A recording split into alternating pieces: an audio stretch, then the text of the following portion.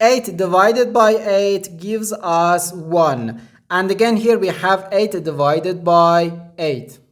So 1 divided by 1 is just 1. But this answer is not correct because according to the order of operations, when we have more than one division in an expression, we have to work from left to right.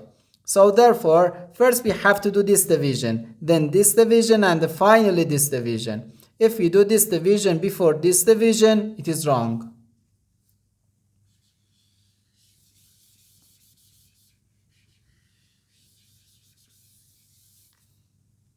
So first we have to do this division. 8 divided by 8 gives us 1. So we have 1 divided by 8 and again divided by 8. Now we have to do this division. 1 divided by 8 can be written as 1 over 8. Then divided by 8. Now, according to the KCF rule, K stands for keep, C stands for change, and F stands for flip. We can write keep the first fraction, change division to multiplication, and flip the second fraction.